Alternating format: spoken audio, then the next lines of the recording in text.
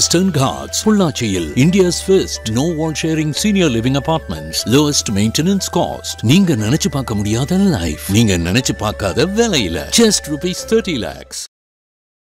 Public அட்ரஸிங்காக கிடையவே கிடையாது. First of all இது வந்து அவரோட பர்சனல். ஏன்னா அவங்க குடும்பத்தை அவர் தத்து எடுத்துட்டார். இப்போ இந்த 41 குடும்பத்தையும் அவர் தத்து எடுத்துட்டார். ஆல்மோஸ்ட் ஒரு 37 குடும்பம் இப்போ வந்திருக்கு. பனையூரில் கூப்பிட்டு வந்து பார்க்குற பண்ணியார் அப்படி இப்படிலாம் ஏதோ கமெண்ட்ஸ் வந்துட்டு இருக்கு. நிறைய பேர் ஒரு நரேட் ஒன்று செட் பண்ணிட்டு இருக்காங்கன்னு வச்சுக்கோங்க. ஆனால் இது விஜயண்ணா எடுத்த ஒரு முடிவு வந்து 100% கரெக்டான முடிவு. ஏன்னா அந்த 500 மீட்டர் நடந்து தான் போனோம். இப்போ நாங்கள் நடந்து போகலாம், நாங்கள் சாதாரணமான விஜயண்ணா அப்படி கிடையாது. இன்றைக்கி ஒரு கரிஷ்மேட்டிக் லீடர். இன்றைக்கி அந்த 500 மீட்டரில் ஒரு 10,000 பேர் கும்பல் சேர்ந்துட்டாங்கன்னா அங்கே என்னென்ன பிரச்சனை வரும்? எங்களுக்கு பர்மிஷன் ஒரு இதில் கொடுத்தாங்க, போலீஸில் வந்து ஒரு மண்டபம் ஒன்று கொடுத்தாங்க. காம்பவுண்ட் வாலே இல்லைங்க அந்த மண்டபத்தில். ஓகே, காம்பவுண்ட் வாலே இல்லாத மண்டபத்தை கொடுத்து நீங்கள் வந்து போய் பாருங்கள் அப்படின்னு சொன்னால் சரி. இல்லை சார், இங்கே அதான் சொல்கிறேன், இங்கே எல்லாருமே கூட்டணிகள் பற்றி பேசிகிட்டு இருக்கோம். நம்ம இது வரைக்கும் தமிழக வெற்றி கழகத்திலேருந்து அஃபிஷியல் ஸ்டேட்மெண்ட் எதாவது வந்து இல்லை எதுவுமே. அப்போது ஒரு தலைவனாக இவரை நோக்கி எல்லாரோட கூட்டணி என் கூட வச்சுக்கோன்னு கூப்பிட்றதே எங்களுக்கு ஒரு மிகப்பெரிய வெற்றியாக நான்.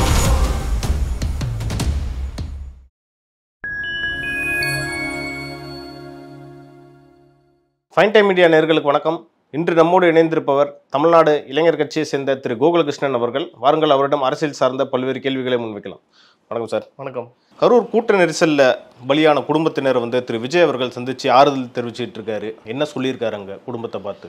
சார், அதாவது இது கரூர் கூட்ட நெரிசலில் இறந்தவங்க குடும்பத்தை வந்து ஆறுதல் சொல்கிறதுக்காக கூப்பிட்றாரு. அதாவது நான் வந்து தத்தை எடுத்துக்கிறேன்றதை ஆல்ரெடி அவர் அனௌன்ஸ் பண்ணிட்டார். ஸோ தத்தை எடுத்த அப்புறம் தான் வீட்டில் என்னென்ன பிரச்சனைகள் இருக்குது, என்னென்ன தேவைகள் இருக்குன்றதுக்காக தான் இது வந்து இந்த சந்திப்பே. ஆல்ரெடி அவர் சொன்ன நிவாரண நிதியை அவர் கொடுத்துட்டாரு. வீடியோ காலில் பேசி ஆறுதலும் தெரிவிச்சிட்டாரு. இது வந்து என்னோட குடும்பத்தாளுங்களை நான் பார்க்க வர வச்சுருக்கேன். அவங்களுக்கு என்னென்ன தேவை, அவங்களுக்கு என்னென்ன தேவைகளை பூர்த்தி செய்ய முடியுமோ அதெல்லாம் பண்ணுறதுக்காக தான். இதை வந்து ஒரு பப்ளிக் அட்ரஸிங்காக கிடையவே கிடையாது. ஃபர்ஸ்ட் ஆஃப் ஆல் இது வந்து அவரோட பர்சனல். ஏன்னா அவங்க குடும்பத்தை அவர் தத்து எடுத்துட்டார். இப்போ இந்த 41 குடும்பத்தையும் அவர் தத்து எடுத்துட்டார். ஆல்மோஸ்ட் ஒரு 37 குடும்பம் இப்போ வந்திருக்கு. ஒரு 253 பேர் வந்திருக்காங்கன்னு வச்சுக்கோங்களேன்.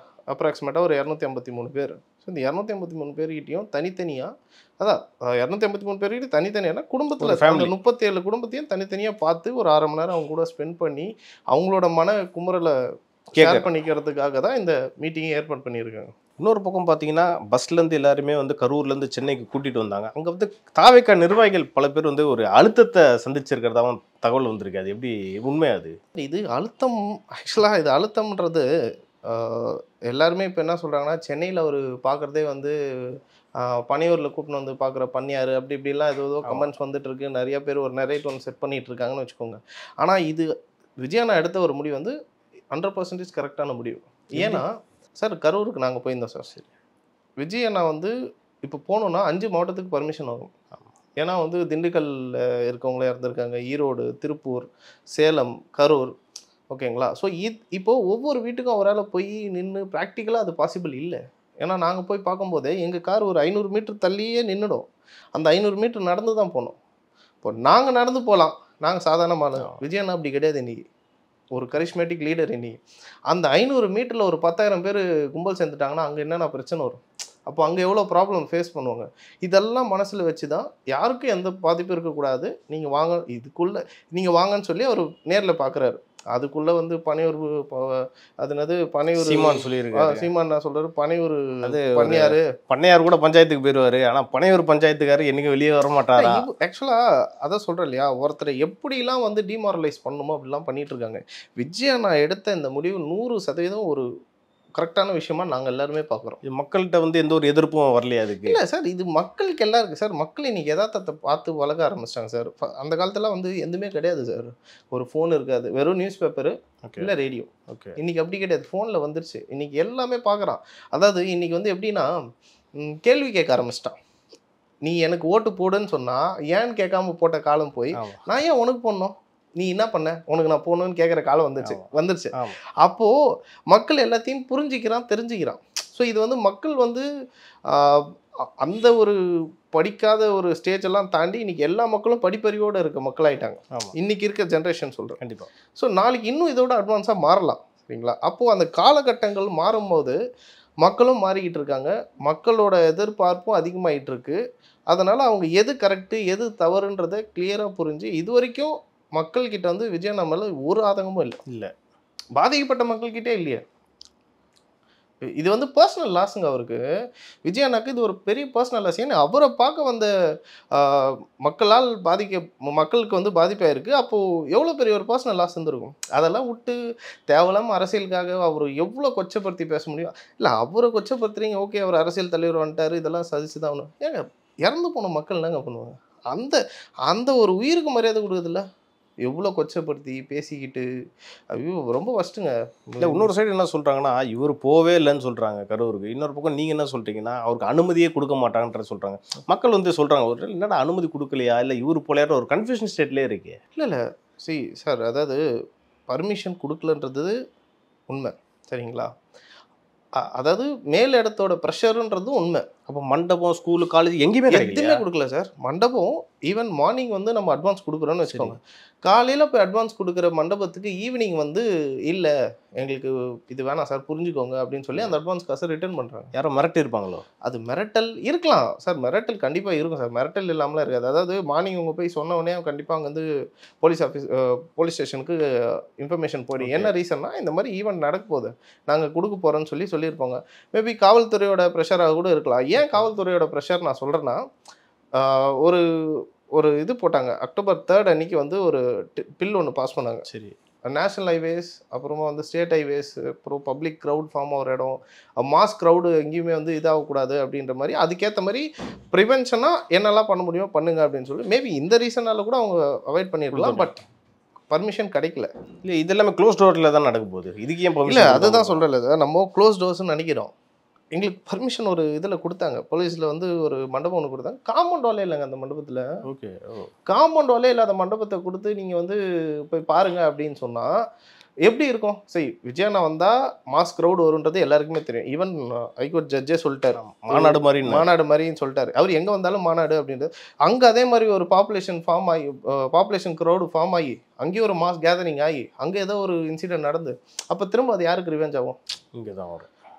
ரிவெஞ்சுன்ற செகண்டரியோட மக்களுக்கு எந்த பாதிப்பும் இருக்கக்கூடாதுன்னு பார்க்குற ஒரே தலைவர் விஜய் அண்ணா தான். என்னால் மக்களுக்கு எந்த ஒரு பாதிப்பும் இருக்கக்கூடாதுன்றது அப்படி யோசிக்கிற ஒரு மனுஷன் தான் அவர்.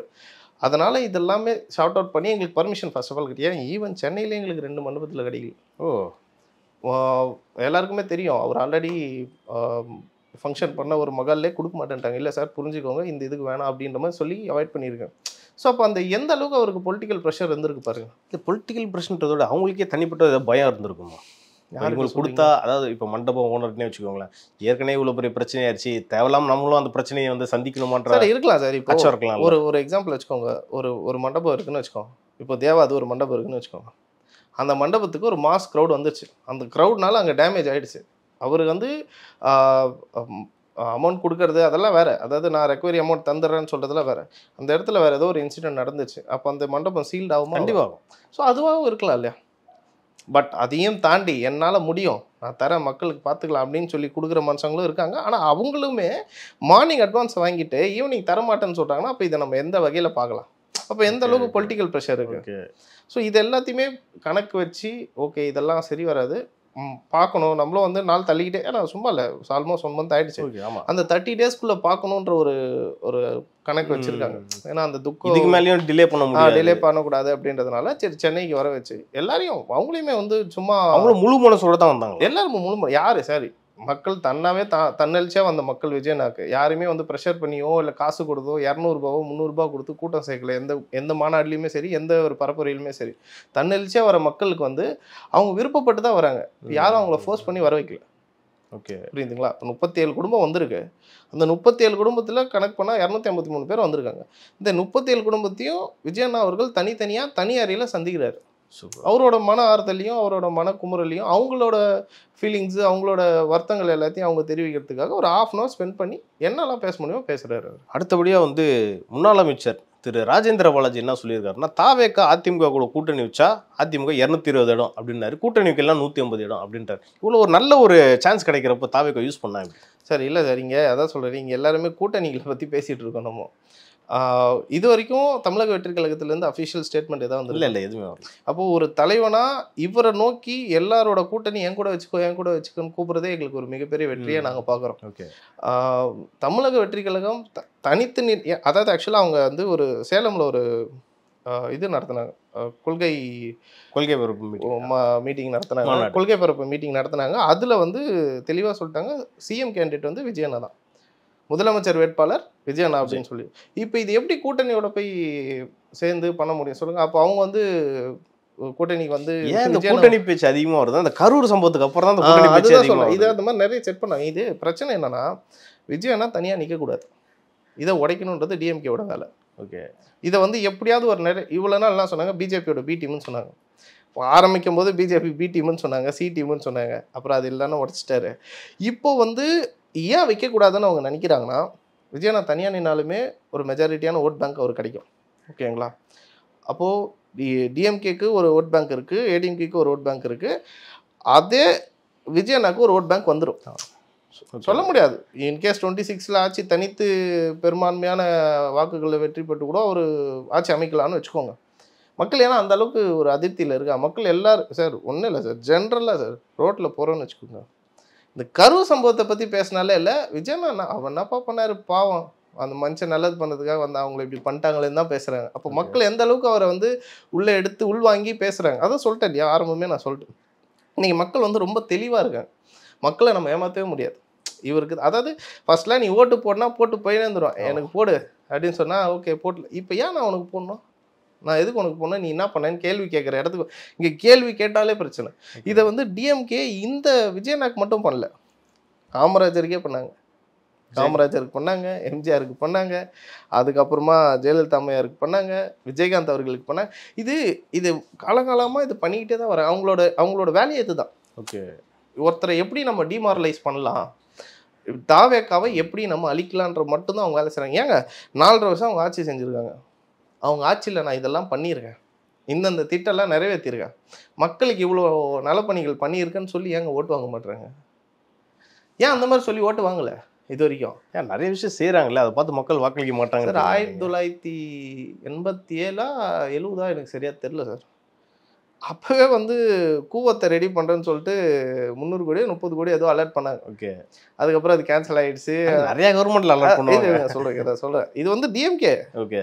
தனியாக கவர்மெண்ட் 50 வருஷமாக 2 கவர்மெண்ட் தான் இங்கே ஆட்சி ஆண்டுருக்கு, ஒன்று டிஎம்கே இல்லை ஒன்று ஏடிஎம்கே, இப்படி தான் இருந்திருக்கு. அதுக்கப்புறம் நம்ம இந்த வருஷம் இந்த எலெக்ஷன் அப்போது 2021 அதே பண்ணாங்க, 1500 கோடி ஏதோ வந்து கூவத்தை சரி பண்ணுறதுக்கு. இது வரைக்கும் பண்ணலையே. அப்போ நீங்கள் அதெல்லாம் பண்ணிட்டு இருந்தாலே இங்கே பிரச்சனை கிடையாது, நீங்கள் யாருக்காகவும் பயப்படுவானல்ல, நீங்கள் யாருக்காவது பயப்படல. ஏங்க உங்களோட திட்டங்களும் உங்களோட செயல்களும் கரெக்டாக இருந்தால் நீங்கள் யாருக்கும் பயப்படுவாங்க, மக்கள் உங்களை ஆட்டோமேட்டிக்காக இத்தனை வருஷம் எலெக்ஷன் இத்தனை வருஷம் அரசியலில் வந்து யாருமே திட்டங்களை பண்ணியிருக்கேன், நான் இதெல்லாம் நிறைவேற்றிருக்கேன்னு சொல்லி ஓட்டு வாங்கலைங்க. ஓகே. எனக்கு தெரிஞ்சு ஒருத்தரை ப்ளேம் பண்ணி டிமாரலைஸ் பண்ணியே தான் வாங்கிட்டாங்க. இவங்களுக்கு இவங்க இப்படி பண்ணிட்டாங்க, இவங்கெல்லாம் இந்த ஆட்சியில் இருக்கும்போது இப்படி பண்ணாங்க, அதை பண்ணாங்க, இதை பண்ணாங்க. இதே மாண்புமிகு திரு முதலமைச்சர் எதிர்கட்சி தலைவராக இருக்கும்போது டாஸ்மாகை மூடவுன்னு ரோட்டில் வந்து நின்னாரா இல்லையா? லாக்டவுனில் பலகையெல்லாம் பிடிச்சி நின்னாரா? ஏன் இன்னும் நீங்கள் மூடல? இன்னும் ஏன் அதுக்கான ஒரு ஸ்டெப் எடுக்கல? இன்னும் 790 கோடி நான் பண்ணிட்டேன்ற பெருமையாக தான் பேசிக்கிறாங்களோ, அதுக்கான என்ன நடவடிக்கை எடுக்கிறாங்க? எதுவுமே எடுக்கல. 4000 கோடி வந்து 4 வருஷம் முன்னாடியே ஒதுக்குனாங்க சென்னை இது வெள்ள பாதிப்புக்காக, மழைநீர் வடிகால். இது வரைக்கும் முடியல. அப்போ போன வருஷமே 97% முடிந்து விட்டதுன்னு சொன்னாங்க. எங்கே அதெல்லாம்? இதெல்லாம் யாருமே கேட்க மாட்டாங்க பார்த்தீங்களா? அதுதான் மக்கள் வந்து யாருமே அவங்க பண்ணதை வச்சு ஓட்டு வாங்கலை மக்கள்கிட்ட இது வரைக்கும். இறுதியாக ஒரு கேள்வி, இப்போ வந்து திரு விஜய் அவர்கள் மக்கள் எல்லாம் சந்திக்கிறாரு, குறிப்பாக பாதிக்கப்பட்ட மக்கள் எல்லாத்தையும் சந்திச்சதுக்கப்புறம் எப்போ ஒரு பரப்புரைக்கு போக போகிறாரு? ஏன்னா இதை தான் ரொம்ப ஆவலாக எதிர்பார்த்துக்கிட்டு இருக்காங்க. கண்டிப்பாக சார், இப்போது இது ஸ்டார்ட் ஆக போகுது. கண்டிப்பாக நான் இந்த ரோட் ஷோ, இந்த பஸ்ஸு, இந்த இனிமேல் மாறிடும். ஏன்னா டெஃபினட்டாக மாறிடும். ஏன்னா மக்களுக்கு இவ்வளோ பாதிப்புன்னும் போது அவரும் அதை பண்ண மாட்டார். அதான் சொல்லிட்டேன் இல்லையா, மக்கள் நலனுக்காக போராடுற ஒரே தலைவர் இன்னைக்கு விஜயண்ணா தான். இதுக்கு முன்னாடியெல்லாம் பார்த்தீங்கன்னா உங்கள் தாத்தா கிட்டெல்லாம் போய் கேட்டிங்கன்னா உங்களுக்கு யார் அரசியல் தலைவர் இருந்தது யாரை சொல்லுவார்? எம்ஜிஆர் சொல்லுவார், காமராஜர் சொல்லுவார், முன்னாடி காந்தி, நேரு, தாத்தா காலத்துல காந்தி, நேரு சொல்லுவார், நேதாஜி. எங்கள் அப்பா சைட்லலாம் நான் கேட்டேன்னா கலைஞர், காமராஜர், எம்ஜிஆர், ஜெயலலிதா அம்மையார். எங்கள் ஸ்டேஜில் யாருமே இல்லைங்க. யாரை நாங்கள் கூப்பிடுவோம்?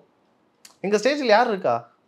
அப்போ ஒரு புது தலைவன் வரா இல்லையா? ஸ்டாலின் அவர்கள், எடப்பாடி அவர்கள்லாம் நாங்கள் தலைவர் பார்க்கல ஆயிட்டாங்க. சார், நாங்கள் பார்க்கல. ஓகே. நாங்கள் எங்கள் ஜென்ரேஷன் மக்கள் யாருமே வந்து எதிர்பார்க்கல. இதான் உண்மை. நான் வந்து பயப்படணுமோ இல்லை எதுக்காகவும் நான் மறைச்சு பேசுவேன். இதான் உண்மை.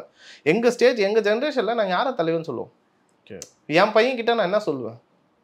என் குழந்தை இருக்குது, என் குழந்தைகிட்ட போய் இந்த தலைவன் இப்படி இருந்தான்ப்பா அப்படின்னு. இப்போ நம்ம அப்பா அம்மா எப்படி சொன்னாங்க? எம்ஜிஆர் காலம் ஒரு காலம் சொல்லியிருக்காங்களா இல்லையா? நம்மளா பார்த்து கேட்டு வளர்ந்துருக்குமா இல்லையா? ஆட்டோவில் அவரோட ஃபோட்டோ இல்லாத ஒரு ஆட்டோ பார்த்துருக்குமா? இன்னைக்கு அந்த மாதிரி விஜயண்ணா ஃபோட்டோ இல்லாத ஒரு ஆட்டோ இல்லைங்க. ரோட்டில் எந்த வண்டி போனாலும் விஜயண்ணா ஆட்டோ வந்து. ஸோ அவரோட அரசியல் பயணம் இதுக்கப்புறம் வந்து ஒரு மாற்றம் இருக்கும் கண்டிப்பாக. அந்த பஸ்ஸு அந்த பரப்புரை இதெல்லாம் இல்லாமல் வேற மாதிரி ஒரு மாற்றம் கண்டிப்பாக இருக்கும். நடப்பு அரசியல் குறித்து நம்ம இன்னைக்கு நிறைய பேசணும். அடுத்தடுத்த நிகழ்ச்சிகள் இது குறித்து நம்ம இன்னும் டீட்டெயிலாக பேசலாம். நன்றி. நன்றி.